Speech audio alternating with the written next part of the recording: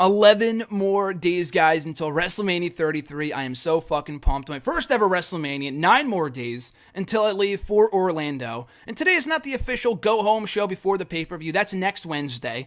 We're definitely doing an episode next Wednesday. We might do another one on the weekend of WrestleMania while we're there in Orlando, live on-site edition of #AskGSM with Jason and I. We'll see. That would be awesome. So only time will tell in regards to that. But yeah, today we're talking all about WrestleMania, Roman Reigns, AJ Styles, and so much more right here on #AskGSM, where every single Wednesday I answer your questions from Facebook, Twitter, and YouTube. And if you want to send in a question, you could do so by tweeting me on the Twitter machine at WrestleRant with the #AskGSM. Find me on Facebook at facebook.com/graham.gsm.matthews. Leave a comment on the post I usually put up on Tuesday nights, if not on the wall itself. And be sure to leave a comment on this very video. I'll be sure to include your question in next week's edition. So, per usual, I have class in an hour. Spring break was last week, was able to go a bit longer than usual, but we are back on track this week. I've got class in less than an hour at this point, so I got to kind of breeze through these questions, so I apologize in advance for not going in depth with your questions. But we'll start off with Prince5835. His question was, with the recent collection of the night after WrestleMania being added to the network, what did you think about the WWE making a big deal of it in recent years? Or what do you think about it, about the WWE making a big deal about the night after WrestleMania in recent years? I think it's great. I think it's really cool that WrestleMania festivities don't end with WrestleMania. And I think this has kind of been the case for a long time, where the night after WrestleMania has kind of always been exciting. But I mean, it's, to me, it dates back, for a while. Like, I mean, Mankind debuted on the Raw after WrestleMania in 1996. I think on that same show, Psycho Sid turned on Shawn Michaels, I believe. So a lot of cool shit has happened then after WrestleMania, and for years, the two-man power trip formed on that WrestleMania after Raw, on the Raw after WrestleMania in 2001. But to me, I think it really started back in 2012 when Brock Lesnar came back and you had that rowdy crowd. I don't know why that was the official start of it, but it was.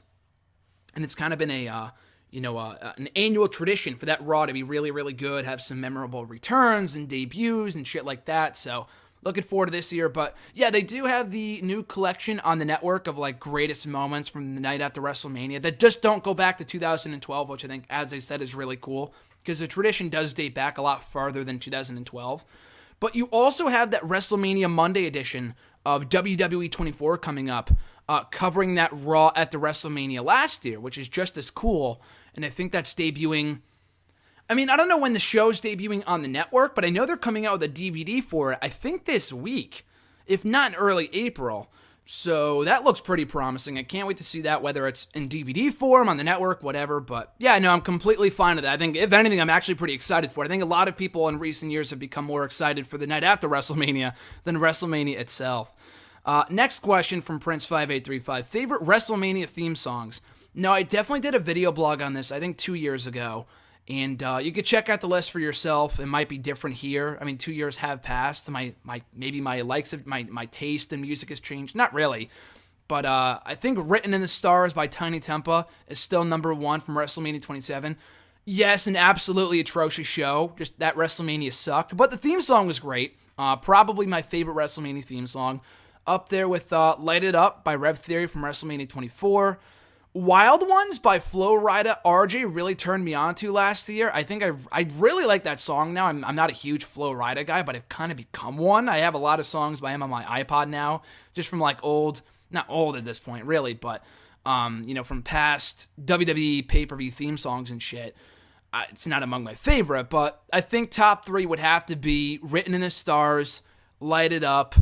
I Made It might be number 3 by Kevin Rudolph from WrestleMania 26. That was a pretty great song. 31 Rise, great song. I enjoyed Greenlight. I enjoyed My House from last year. Celebrate, good song, not great. Bones from WrestleMania 29 also up there. Invincible by Machine Gun Kelly also up there. I think Bones was by Young Guns, I think. But yeah, a lot of great WrestleMania theme songs in recent years. And of course, My Way by Limp Bizkit from WrestleMania 17. How can you forget about that one? Favorite WrestleMania attires. This is like the third straight week where I've gotten a question either from you, Prince, or someone else about attires. I mean, I think I've made this pretty clear. I'm not a big attire guy. I mean, I don't no attire like really stands out in my mind. Like, oh my god, that attire is amazing. Like I've said before, AJ Styles attire I think is really cool. But other than that, I mean, there's not many wrestling attires that I'm like, oh my god, that's amazing, or that really stand out in my mind. I'm not really an attire guy, so I don't really have a favorite WrestleMania attire.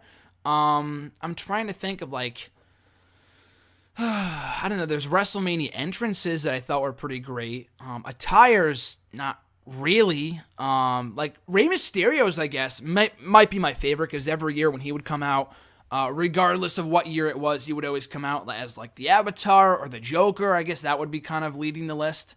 Other than that, though, I'm not really a guy. I'm not really huge on attires. I'm not a real big guy in attires and whatever. But favorite WrestleMania stages. Now, this is more up my alley. WrestleMania 28 with the palm trees I thought was really cool. We might get something similar this year in Orlando. I would love to see that. That'd be pretty great. Yeah, so WrestleMania 28, 29 with like the Statue of Liberty and the WrestleMania like northeastern New York, New Jersey feel I thought was pretty cool. 30 had a great stage, 31 and 32 both amazing stages. Those are probably my favorite. I would probably, if I had to choose, probably 28 or 29, but probably 28 just because that's among my favorite WrestleManias and 29 isn't. Amanda 450 Splash, have you ever considered reviewing non-WWE WWF pay-per-views for your Wrestle Rants? I have, and I will. I think I've said it before, but I will be done reviewing, believe it or not, every WWE pay-per-view. I think by June or July. And by that point, because all I have left now, other than like pay-per-views from last year, are the in-your-house shows. And when I'm done with the in-your-house shows in a couple months, I will be moving on to WCW shows, and like after I get through like the takeovers and shit, which I also want to talk about on Wrestle Rant, and like the Beast in the East special, and the WWE MSG and Roadblock, all that other shit, Roadblock from this time last year, not Roadblock 2016, which I also will talk about at some point, because I do talk about like the 2016 shows too. But once all of that's out of the way, I will be talking about, if I had to choose, probably WCW shows first, and then ECW. But yeah, I will definitely be reviewing WCW shows on Wrestle Rant at some point later on this year. Excuse me. Her next question, will you vlog your WrestleMania trip? Yes, I will. I put up a huge video blog, a huge Ultimate SummerSlam weekend video blog last August, like a week after we got back from Brooklyn. And with all the videos I took going to Brooklyn, coming back from Brooklyn, while we were in Brooklyn, that was a great weekend, as was 2015, but the 2016 one I put in one huge, giant video blog, as they probably will do for WrestleMania 33 as well, because we are leaving Friday, like I said. We will be there for Saturday, Sunday's TakeOver and WrestleMania, respectively, and then leaving Monday. So I probably will record the whole thing, as much of it as I can, from Friday to Monday. So yeah, I will vlog the trip, and it will be up, and a lot of those videos, I will put up one giant video blog, like, either, later on that week. It's going to be a busy week when I get back, but either like later on that weekend or for that Friday's video blog, whatever, that will be up at some point. But I probably will put up like the smaller, shorter videos as well, like the entrances and people I ran into and, leaving and shit like that. And I'll also put it up on Twitter. So yeah, stay tuned to Facebook, Twitter, and YouTube is all I could say for right now.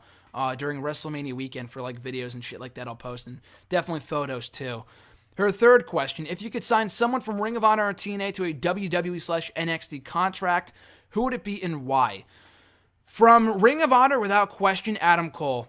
Adam Cole, I think, is definitely WWE bound at some point soon. His contract does expire in the next couple months. I think either in April or May. I saw that he's getting a shot at the Ring of Honor television title at Supercard of Honor WrestleMania weekend against Marty Scurll. So, I mean, he's obviously sticking through then. He just lost the Ring of Honor World title to Christopher Daniels. And, yeah, so he will be around at least for the next month or so. And he also, I think, got kicked out of the Bullet Club. I don't think that definitely is not aired yet on Ring of Honor TV. But I think that will air at some point in the next month or so. Spoiler alert. But, yeah, Adam Cole is WWE bound at some point, and he's a guy I think that could absolutely thrive in either NXT and or the main roster. And then from TNA, definitely Eli Drake. I've talked about him before here on the show. Huge fan of Eli Drake and the namer of stupid idiots. Yeah, stupid. No, not stupid idiots. That's Chris Jericho. Of namer of dummies. Yeah. Damn, pressing the damn button, all that other shit. Yeah, big fan of Eli Drake. I think he would do very well in WWE, and I know he was there for a time in 2012, 2013 in developmental. Never made it to TV, but he was in NXT for a time. Then he got cut in 2014, I think. Just why, I still have no idea. I think it might have been for a social media reason, like a Twitter reason. I don't know. Misbehavior or whatever, speaking out on Twitter. I'm not exactly sure. But I think now that he's really progressed and improved and grown as a performer in TNA, I think he could do really well with this. Like, the gimmick that he has now in TNA, I think is great, and I think it would work really well within NXT. Next question, also from Amanda 450 Splash. With TK O'Rion's serious leg injury and Michael Bennett / Maria recently leaving TNA, do you see Bennett and Maria rejoining the Kingdom? It's possible. I mean, it would be kind of weird. I just don't think Bennett and Maria fit with the current image of the Kingdom. I'm a big fan of all three guys. Vinny Marseglia, I think is how you pronounce his last name. TK O'Ryan, and especially Matt Taven. I've been watching all three guys here at Northeast Wrestling and like the Northeast Wrestling scene for the past... Matt Taven for the past 8 years, TK O'Ryan for the past few years, and Mike Bennett for the past... Mike Bennett too, but... Vinny for the past 4 or 5 years. So I think as a group, those three guys are perfect. O'Ryan does seem to be out for a while, which sucks. And I'm not sure what that does for the 6-man tag team titles. I know they're set to defend those belts against Beer City Bruiser and Silas Young and someone else that weekend. But O'Ryan will not be clear. The guy is seriously hurt, as you said. So I don't know what's going to happen. Are they going to be stripped from the belts? Stripped of the championships? I'm not sure. But yeah, speaking of Bennett and Maria, I think going back to Ring of Honor would be the best choice. They're two great performers. I thought they really thrived in Ring of Honor, especially in TNA early on. Mike Bennett, they never really gave him a fair shot. I mean, early on they did. He had a great feud with Galloway and then EC3. But then after that, he just kind of fell off a cliff. He was doing nothing for a long time. So yeah, I would love to see him back in Ring of Honor. I was going to say that the fact that he just recently won back the Northeast Wrestling Championship kind of would prevent that from happening, but he just dropped the belt to Cody Rhodes this past week, so I guess it is possible for him to now go back to Ring of Honor if he wanted to. Next question from Emmanuel A. How do you feel about Samoa Joe's Cohina Clutch? It's been fairly built up as an instant death move on Raw, which a lot of modern submissions have infamously been unable to stay. The ankle lock in particular is notoriously breakable since someone just has been able to shift their body a little bit to escape that hold. I think it's great. I think a lot like Samoa Joe himself, they've really protected Joe. They built him up to be a monster. So protecting that move, I think, is awesome. Austin Aries recently said on Twitter, now this is not your question, but it does relate. He said on Twitter that someone asked him, is the last chancery submission gone? Or maybe the Brain Buster, I'm not sure. He did use that in NXT, I think. But he definitely did use the last chancery more often. But, because now he's using the 5 discus clothesline, or the 5, forearm discus 5-arm, not forearm, whatever he calls it.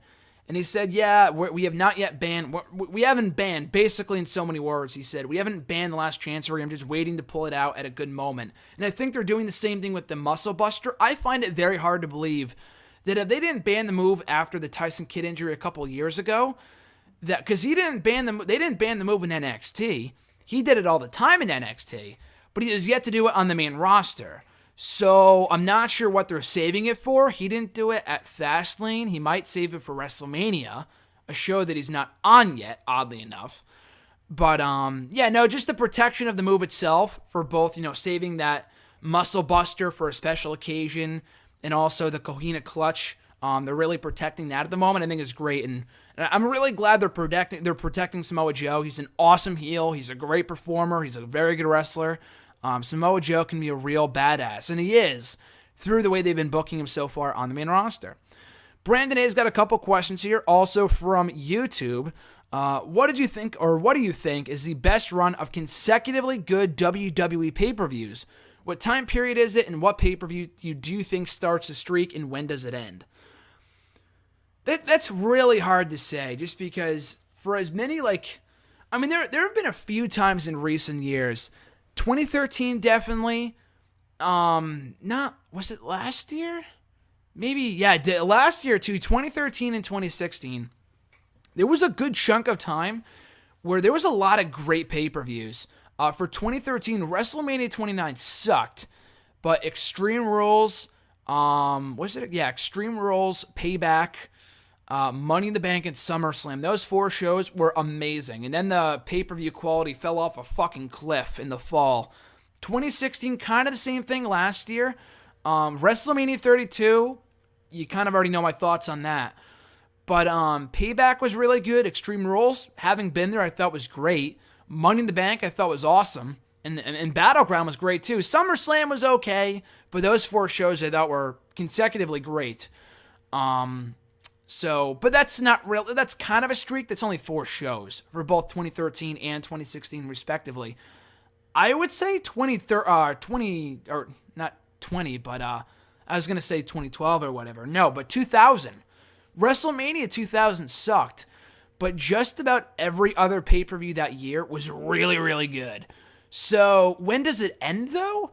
I'm sure there was like one stinker of a show in 2000, but from what I can remember, Backlash was really good, Judgment Day, SummerSlam, Survivor Series.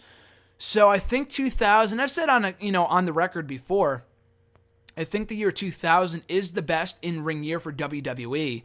So it doesn't really surprise me that they had the best, most, consistently entertaining pay-per-views in 2000. So I would say it starts with Backlash 2000. I mean, it really kind of started with the Rumble and No Way Out from that year. But WrestleMania sucked. So you said consecutively, all in caps too. So that's not consecutive. But so we'll start with Backlash. And I'll say it ended maybe with WrestleMania 17. Like for a full-on year, there was a lot of great shows from WWE. From Backlash 2000 to WrestleMania 17. I mean, some shows weren't great, but they were pretty good. So I'd probably say that was the highlight of WWE pay-per-views being consecutively good from for a long period of time. His second question, continuing from my theme from last week, asking about talent and other promotions that I've heard of but don't know their history. What is the rundown of Lio Rush and DJZ? Lio Rush from Ring of Honor, don't know too much about him, but I do know that he debuted. Now, this is around the time I started watching Ring of Honor TV, consistently, starting in the summer of 2015, and Lio Rush debuted around that time.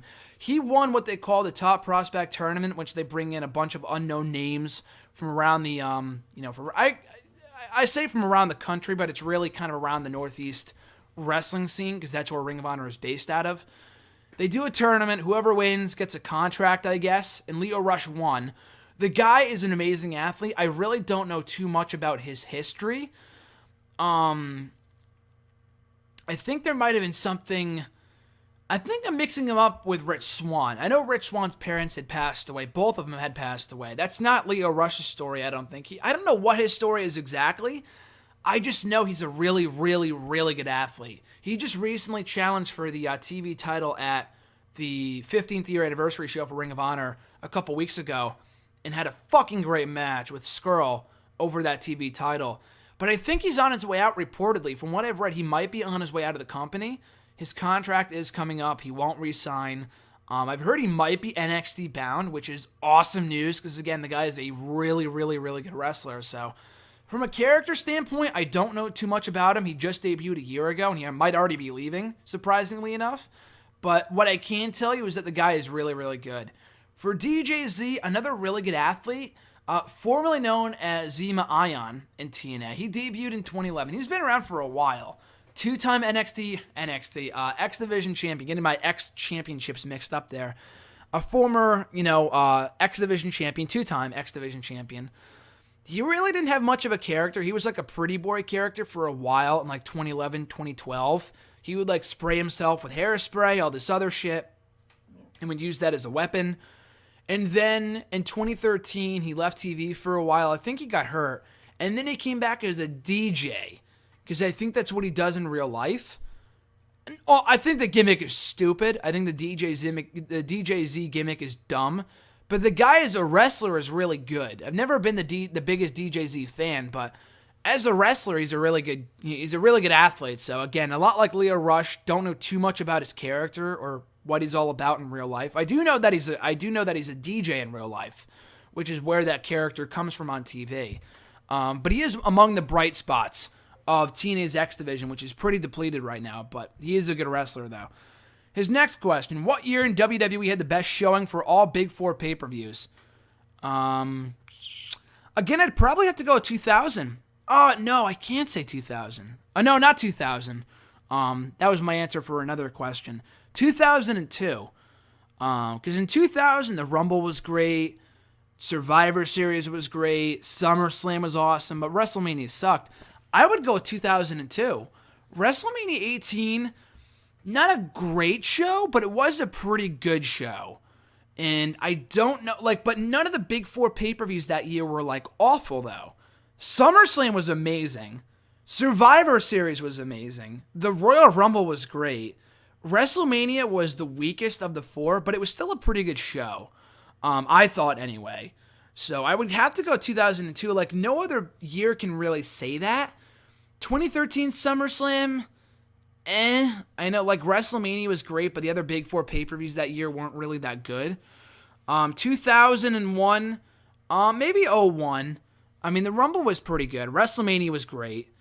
Survivor Series was pretty great. SummerSlam, I mean, maybe 01. 01 or 02, I guess. Because 04, not really. 05, maybe 05. 05 was pretty good. 06, no. 07, definitely not. 08, Survivor Series wasn't really all that good that year. 09, no, definitely not. 2010, definitely not. 2011, WrestleMania sucked. 2012, Survivor Series was completely forgettable. 2013, absolutely not.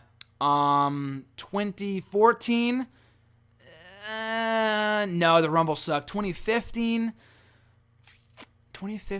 not. No. Survivor Series sucked that year. In 2016, no either. So, yeah, I'd probably either have to go with 01 or 2002. Favorite movie so far in 2017? I enjoyed the occasional non-wrestling questions like this one. I've seen a handful of movies so far this year. I've seen Rogue One I saw initially in 2016, but I saw for a second time this year because I loved Rogue One. But I can't really say that because I saw it for the first time last year, so I'm not going to count Rogue One. But other than that, I saw Split twice. I thought that was a really good movie. And then recently, literally when I was on spring break, I saw 3 movies in the span of 1 week. Because I work at a movie theater, so I got to see them for free. So I saw Beauty and the Beast, I saw Logan, and Kong. Beauty and the Beast, I wrote a whole review on it for Next Day Wrestling. It was a pretty good movie. I thought it was actually pretty great. A good family-friendly movie. So I would recommend that to people. But it has to come down to either Kong or Logan. I really enjoyed Kong, but Logan was fucking awesome. That was a real badass movie. And I'm not even the biggest X-Men fan. I don't even really think I've seen the full X-Men movies. I didn't watch all of Days of Future Past or the other fucking movies that came out. I didn't watch any of that shit, so I can't really speak for those movies. But even not speaking to that continuity, not even following the X-Men movies, I can still say that Logan, as a standalone movie, was fucking awesome. And I've heard from people that have seen all the X-Men movies that said, yeah, it was the best one, if not the second best, behind X2 or whatever. But yeah, Logan was probably so far my favorite movie with Kong as a close second. My favorite movie of 2017 so far. His next question, out of the Battle WrestleManias, which produced the best TV afterwards? So this was the question I was going to answer with 2000 with. But yeah, probably WrestleMania 2000. That was not a good WrestleMania at all. But the TV that followed, Backlash was great. Those Raws were fucking awesome. So yeah, probably WrestleMania 2000, I would say. Justin G. from Facebook, his question was, there are rumors saying that AJ Styles will be moved to the Raw brand for that there is fresh new rivalries for guys like Kevin Owens, Samoa Joe, etc. What would you think of a club reunion against Triple H, Samoa Joe, Kevin Owens, and possibly Pete Dunne? I saw that video. It's not a rumor, the Evolution stable of Pete Dunne, Owens, Joe, and H.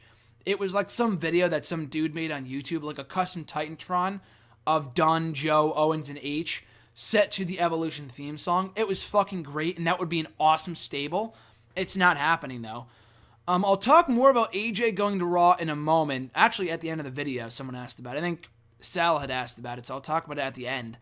But that specific story, it's not going to happen, for one thing. But if it did happen, a club reunion. So you're talking AJ, Balor, and Gallows and Anderson as a club reunion, even though AJ and Balor were never in the club at the same time. That would be a fucking amazing stable. And then another amazing stable of H, Joe, Owens, and Dunn. That would be incredible. That is pure fantasy booking. It's not going to happen. But I really, really enjoyed like the old evolution of Batista, Orton, and H versus The Shield a couple years ago. This very well might surpass that. With this, fantasy booking feud you're pitching here. I think that'd be fucking great. Again, do I expect it to happen? Absolutely not. But I think that would be so beyond awesome. His next question, a lot like last week's hashtag AskGSM, I mentioned the UK tournament. I have no idea what the WWE really has in store for the UK Championship and everything along with that. What are their plans and what would you like to see? So, since the tournament happened 2 months ago, they put the guys in NXT. 2 really, really good matches. They had a great match between Trent Seven and the other dude, whatever the fuck his name is, Tyler Bate. Tyler Bate and Trent Seven, which was really good for the UK Championship about a month or so ago on NXT TV. And they had another really good match between Mandrews and Pete Dunne in a rematch from the UK Championship tournament, which was really, really good. They're not on the TakeOver card, but they are at the Access matches, which is really fucking cool.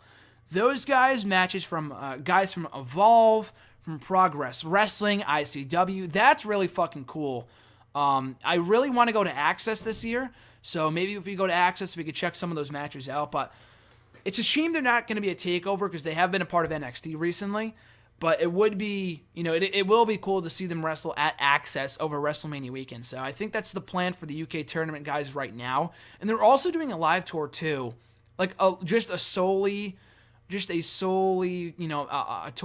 consisting of the UK tournament guys and the 205 Live guys, I think in May in the UK, which is pretty cool. So I think that's their plans for those guys as of right now. I think the only 4 guys that have signed some type of deal with the company, maybe Wolfgang, but I know for sure the 4 guys I mentioned before, Pete Dunne, Trent Seven, Tyler Bate, and Mandrews, and those 4 guys are great. So that's really good to see. His next question, ever since making his way to NXT from Ring of Honor, I felt like the people behind NXT are really holding Roderick Strong back. Do you think that Roderick Strong is the next guy in line for the NXT Championship after Shinsuke Nakamura?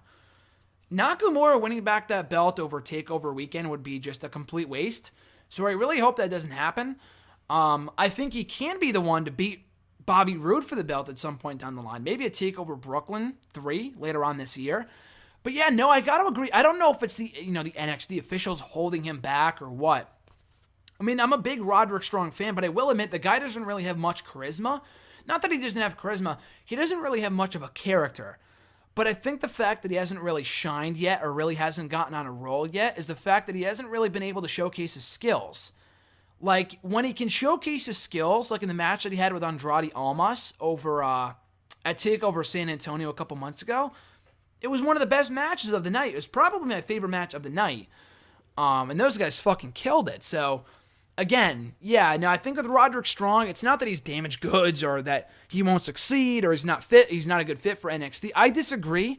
The people do like him, but this whole thing with Sanity, I think, is kind of holding him back. I'm just not a big fan of the whole Sanity versus Dillinger and No Way Jose and Roderick Strong feud. I think it's kind of a waste. But when he can showcase his skills, like he did in San Antonio against Almas, he can really shine. So I hope he does have a bright future ahead of him. And I personally would book him, yes, if he can build up enough wins between now and TakeOver Brooklyn anyway, or maybe even beyond that, but I would say TakeOver Brooklyn 3. I think Strong can be a great contender to take that title from Bobby Roode. I think those guys can have a really, really good match. So, yeah, I would love to see him be the next one in line for a championship match, but as of right now, it does not appear to be that way just because he's been kind of stuck in limbo in this feud with Sanity, so we'll see where it goes. Mark S. has got a couple questions here from Facebook. Would Brock Lesnar versus Goldberg being the first match of WrestleMania be a good or bad idea? be a good or bad idea, seeing the match may be short and would get WrestleMania off to a great start. You can't. It's the most heavily hyped up match on the entire card. Would I want to see it? Yeah, but at the same time, no. Actually, no, I don't. I mean, in theory, without the belt being on the line, maybe, but not really, just because, okay, first of all, Brock Lesnar and Goldberg, I don't care what you think of the guys, and I don't really care too much for this match at Mania, but they're the two biggest stars this company has right now, far and beyond the two biggest stars that this company has at their disposal. They're not going to go on first. That's not going to happen. I wouldn't mind it being an undercard match. The championship wasn't on the line, but they have really, really kind of booked themselves into a corner with this match that it has to be the main event. I talked about it last week or the week before. This match has to go on last. It's the biggest, most hyped match on the entire show. It has to go on last. Orton and Wyatt, that match might not even be all that good either. It's going to be better than this match, I'm sure. But with Strong, I'm back in Roderick Strong thing now. With Brock Lesnar and Goldberg, it's the biggest match in the entire show. So it has to go on last. And you can't kick off the show with a Universal Championship match. You pretty much have to toss the title in the garbage at that point, because it doesn't really speak highly to that championship. So you can't. You can't go on anything. You can't go on last with anything else but that match. I'm sorry to say it, but it's true. His second question, should the Golden Truth be split up in the draft or stay together and perhaps move to SmackDown? And should Seth Rollins stay on Raw or move to SmackDown? With the Golden Truth, I could not possibly care less, honestly. I don't care if they split up, if they go to SmackDown. The tag team division over there is dead too, so it would not make a difference at all. I just could not care less about R-Truth, so I don't give a shit what happens to him. I don't care about R-Truth on his own. I used to care about Goldust on his own, but at this point, I just do not give two shits, so I don't really care what happens to those guys. If they can be slowly faded out of the picture, and they're not even really on Raw all that much anymore anyway, but if they could just kind of take a backstage role or just whatever, I would be much more content. For Rollins, him going to SmackDown, I would not be opposed to. I think they might be setting up some sort of Shield reunion on Raw this year, with Ambrose going to Raw, so I could see that, but if that's not in their cards, then yeah, Rollins going to SmackDown. I would take Rollins on SmackDown over Reigns. I just do not have any desire to see Roman Reigns on SmackDown personally. I would just keep him on Raw. Keep him apart from John Cena. I do not want to see Cena leave SmackDown. I do not want to see Roman Reigns leave Raw. So I would just keep it the way it is. But Rollins going to SmackDown, I would not be opposed to. I think you could have some great matches over there with AJ. Now that Ambrose is face, maybe him and Ambrose switch places, but him and AJ, him and Corbin, him and Wyatt would be great. So yeah, Rollins going to SmackDown would be pretty cool now that I think about it. If Enzo and Cass were to split up, who would Carmella be better managing, Enzo Amore or Colin Cassidy? Definitely Colin. Definitely Big Cass. Enzo can talk on his own. Big Cass, if they were ever to split up, and they shouldn't, I know they see Big Cass as like a big single star down the line. I don't. I think they're just way better as a tag team. And even right now, they're just creative is killing these guys.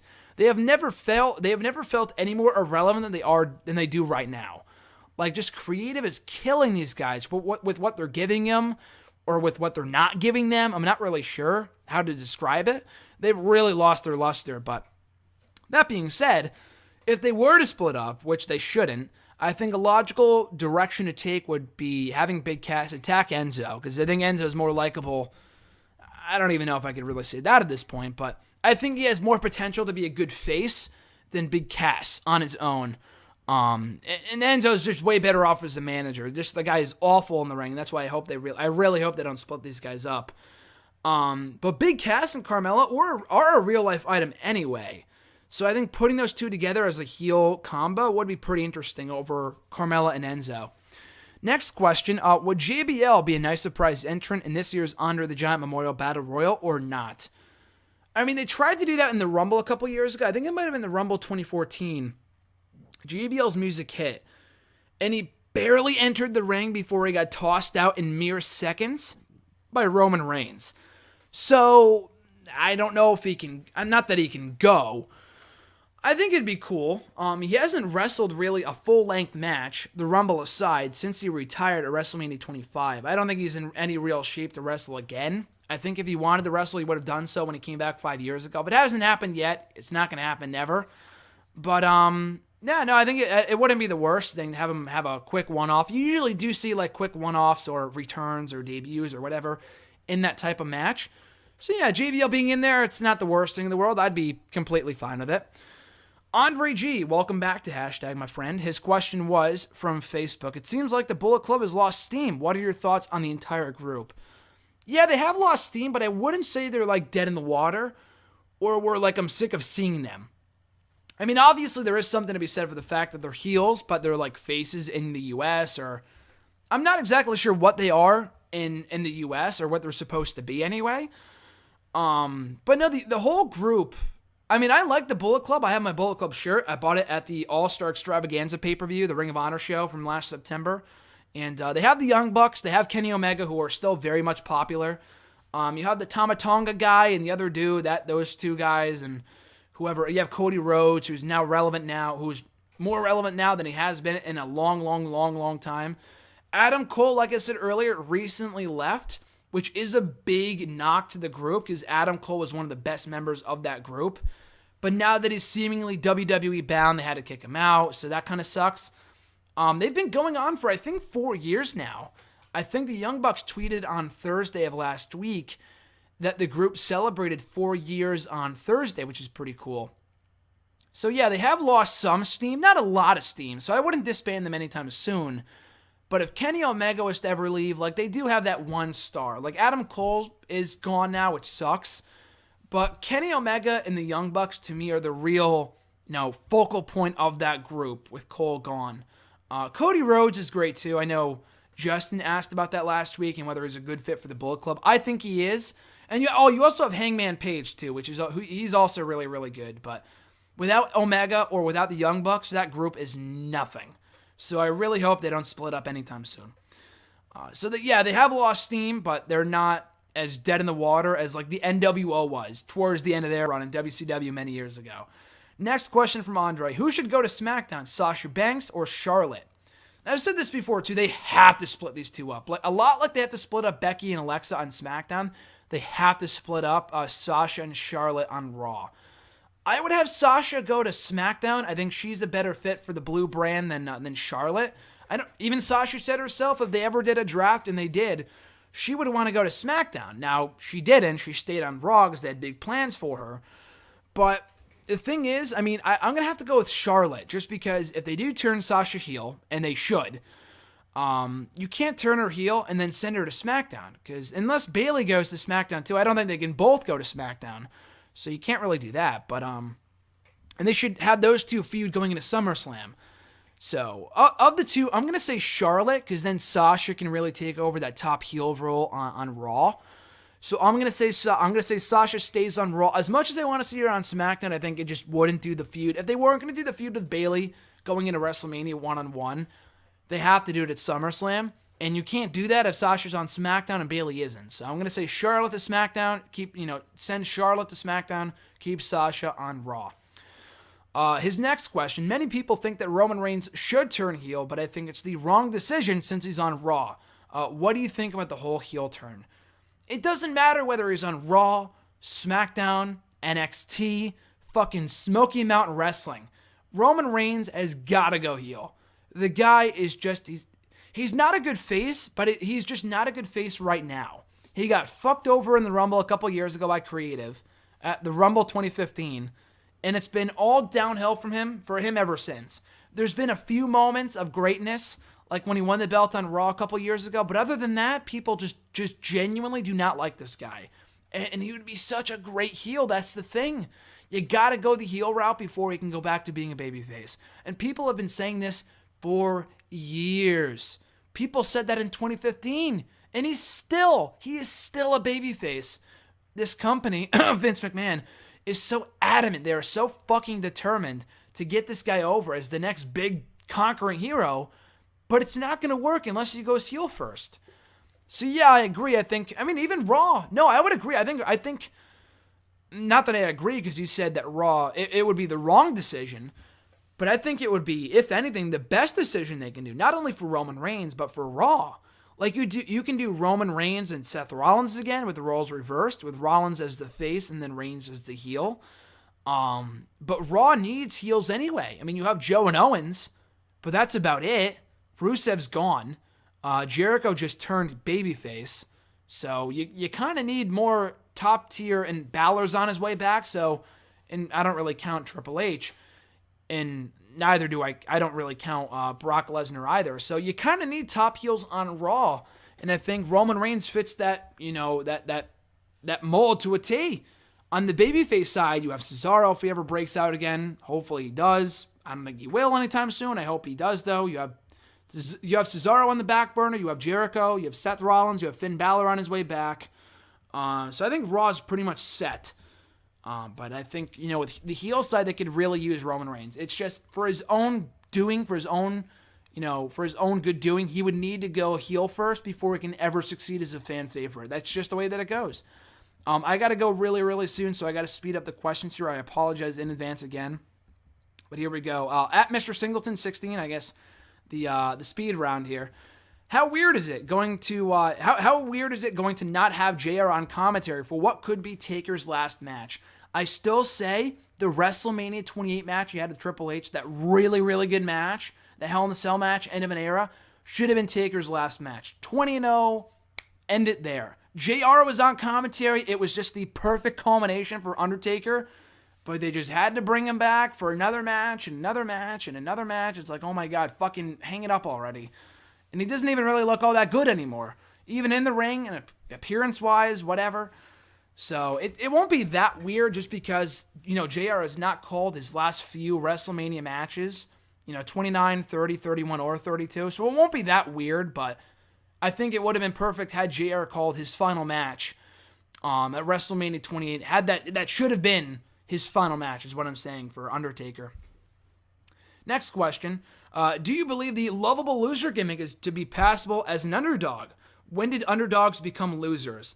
There is a distinct difference between the two. A lovable loser is like Barry Horowitz or fucking Colin Delaney. Like people that are losers, but they're lovable. Underdog is different. Like Sami Zayn, yes, he loses a lot, but he's not a loser. Like he looks good in defeat. He's not booked all that poor. Yeah, again, people, he's getting buried. Sami Zayn is not getting fucking buried. He got competitive with fucking Kevin Owens, with Samoa Joe, with Braun Strowman, who I forgot to include on the heel side, by the way. I don't know. I guess I forgot to include Braun because he's not in a WrestleMania match yet, which is fucking stupid. But anyway, that's a whole other discussion. Yeah, Sami Zayn is not a loser. He's an underdog. He can, when he finally gets that big win, it means something. That's what Bayley should be. She's getting booked so shitty right now. But no, yeah, the lovable loser is like fucking Zack Ryder. Like he's a loser, but he's lovable. People like him. He's also kind of an underdog, but I think Sami Zayn fits that mold. He fits that character a lot better than Zack Ryder does.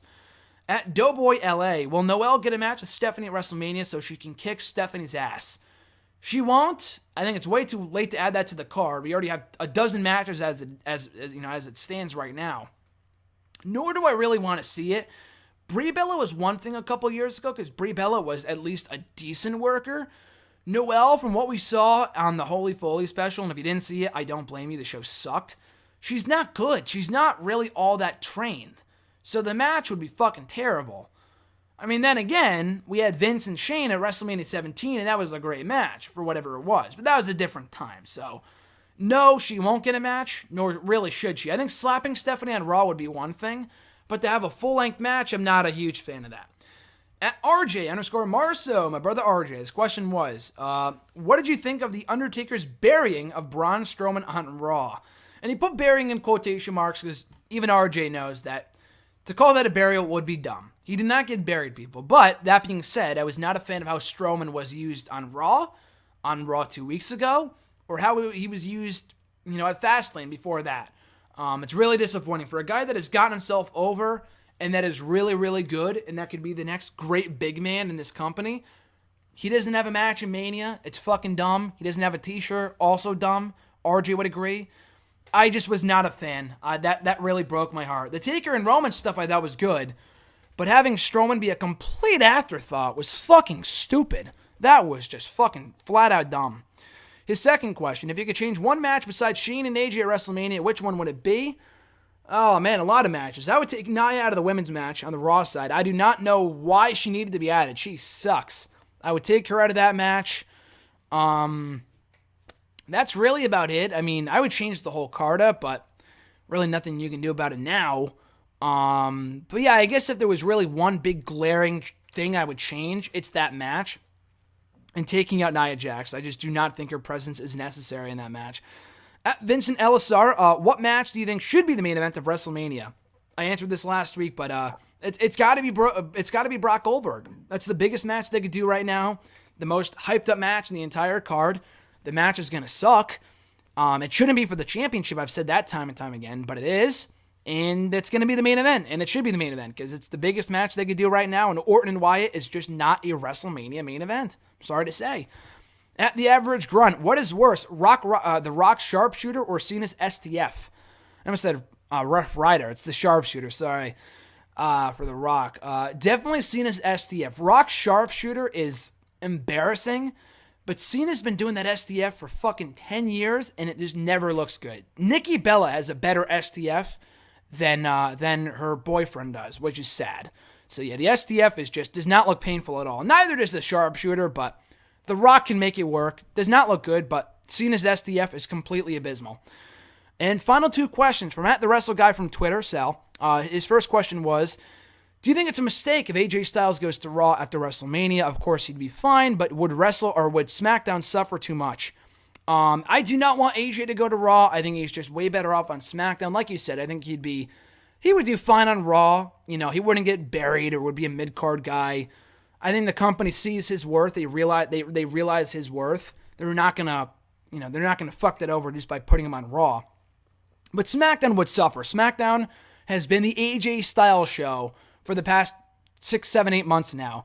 Miz is great, Ambrose is really good, I love Corbin, but really that show revolves around AJ Styles. He's been the best part of that show for months and months and months. Taking him off that show would be a big blow. Putting Rollins in his place? No, I can see that. I think SmackDown would be fine with that AJ, but with Rollins in his place. But in a perfect world, I would not take AJ off SmackDown.